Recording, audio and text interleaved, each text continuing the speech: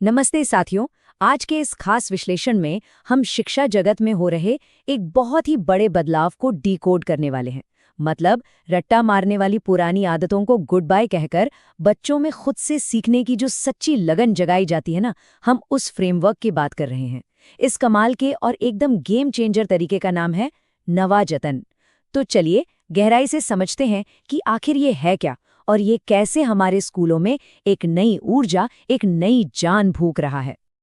अब जरा इस बात पर गौर कीजिए। आदरणीय राजकुमार जलतारे सर का ये विचारना सच में दिल को छू लेने वाला है और यही इस पूरे बदलाव की नींव भी है। उन्होंने क्लासरूम में एक बहुत ही अहम बात महसूस की। अक्सर हम इस पर फोकस करते हैं कि बच्चे को क्या पढ़ना है, राइट? लेकिन जरा सोचिए, अगर हम उन्हें ये सिखा दें कि सीखना कैसे है, तो पूरा नजरिया ही बदल जाएगा। बिल्कुल। और यही वो सॉलिड फिलॉसफी है जिस पर नवाजतन की पूरी इमारत खड़ी है।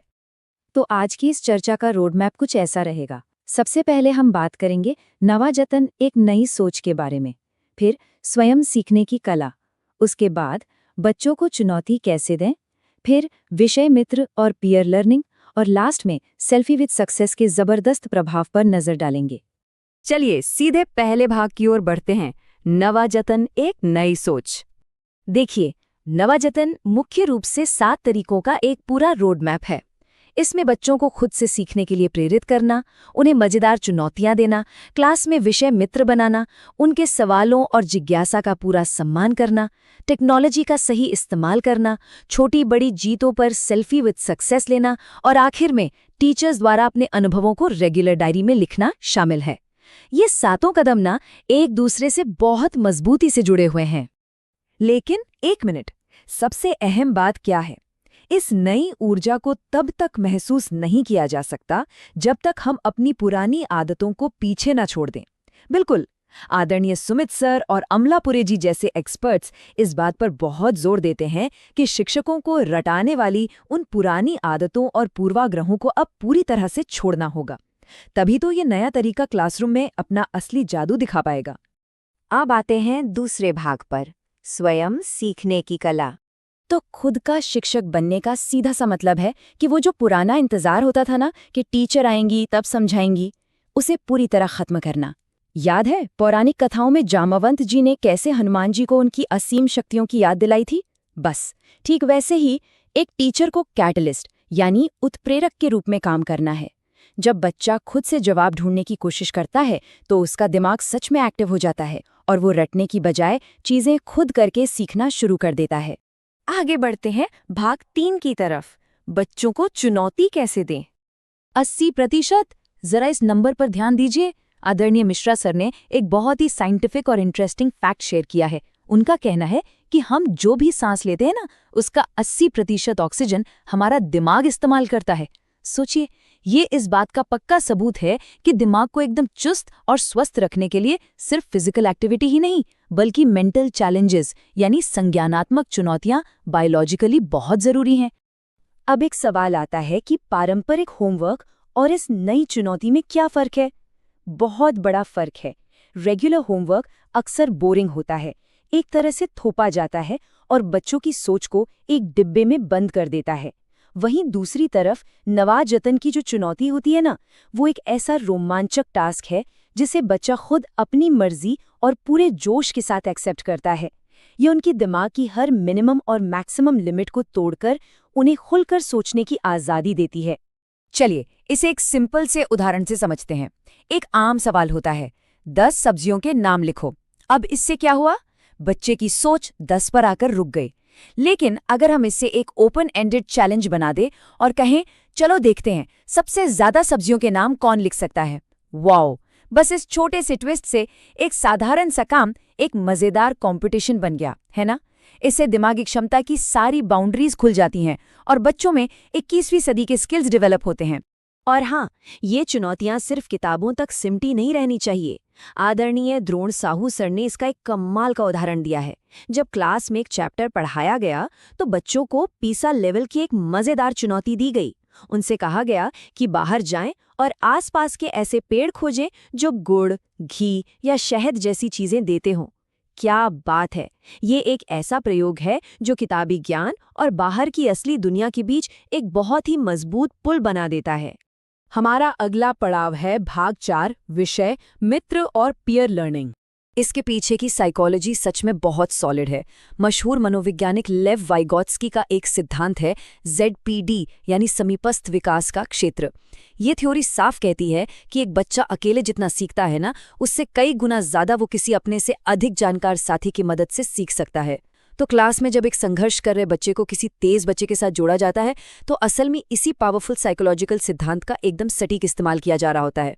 पर रुकिए, यहाँ एक बहुत ही बारीक लेकिन अहम फर्क है जो आदरणीय जलतारे सर बताते हैं। पैर बनाने का मतलब सिर्फ 2 बच्चों को एक ही डेस्क पर साथ बैठा देना नहीं है। नहीं, असली चीज है पीयर बनाना। एक ऐसा डायनामिक जोड़ा जहाँ सच्चा आपसी सहयोग हो, एक दूसरे के प्रति संवेदनशीलता हो और सबसे बड़ी बात, एक दूसरे को सिखाने की साझा जिम्मेदारी हो। सच्ची पीयर लर्निंग सिर्फ पास बैठने से नहीं, बल्कि साथ मिलकर चलने की भावना से आती है। और मजे की बात यह है कि ये दोस्ती सिर्फ क्लासरूम तक सीमित नहीं रहती। इसका दायरा लगातार बढ़ता है।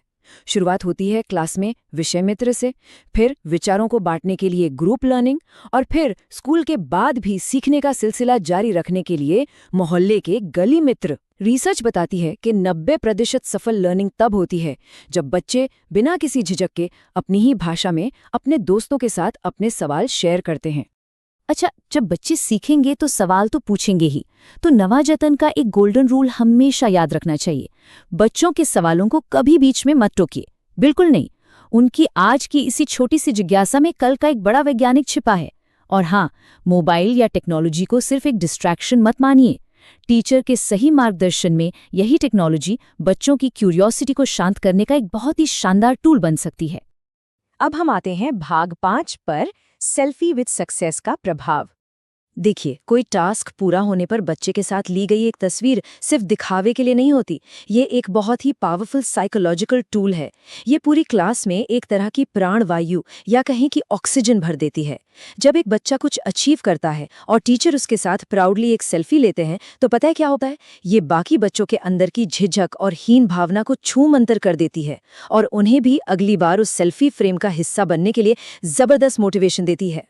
आदरणीय द्रोण साहू जी की एक बहुत ही प्यारी सी कविता है जो इस बात का जश्न मनाती है कि ये खास पल कब कब आते हैं। जब बच्चा सीखने की कोई चुनौती पूरी करे तो लें सेल्फी विद सक्सेस। जब कोई बच्चा मुश्किलों को फेस करके अपनी जिज्ञासा का समाधान खुद खोज लाए तो उसके साथ ले सेल्फी विद सक्सेस। जब बच्चा खुद से ही आगे बढ़कर कुछ नया सीखे तब भी लें सेल्फी विद सक्सेस। सच में ये हर छोटी बड़ी कोशिश को सेलिब्रेट करने का क्या गजब का तरीका है।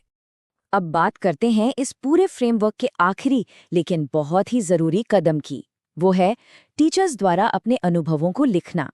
देखिए, नवाजतन का ये पूरा सर्कल तब तक पूरा नहीं होता जब तक शिक्षक खुद क्लास में मिली सफलताओं और चुनौतियों को अपनी डायरी में नोट न करें। ये आदत पक्का करती है कि टीचर्स लगातार अपनी ही रणनीतियों को इवैल्यूएट कर रहे हैं और हर दिन अपने पढ़ाने के तरीके को और भी बेहतर बना रहे हैं। तो कुल मिलाके नवाजतन हमारी शिक्षा व्यवस्था को रट्टाफिकेशन से निकालकर स्वयं सीखने की एक नई दुनिया में ले जाता है। जाते जाते एक बड़ा सवाल जो हम सबको जरूर सोचना चाहिए, क्या हमारी पुरानी शिक्षण पद्धतियां सच में नए नवाचारों को क्लासरूम में आने से रोक रही हैं? और एजुकेशन के फील्ड में ऐसा अगला कौन सा कदम होगा जो हमारी अगली सेल्फी विद सक्सेस का विषय बनेगा? सोचिएगा जरूर। इस नई सोच को सिर्फ जानना काफी नहीं है, इसे अपनाना आज की सबसे बड़ी जरूरत है। और हाँ, शिक्षा जगत से जुड़े ऐसे ही और भी प्रेरणादायक और गहरे विश्लेषण नियमित रूप से देखने के लिए कृपया इस चैनल को लाइक और सब्सक्राइब जरूर करें। इस चर्चा में मेरे साथ जुड़ने के लिए आपका बहुत बहुत धन्यवाद।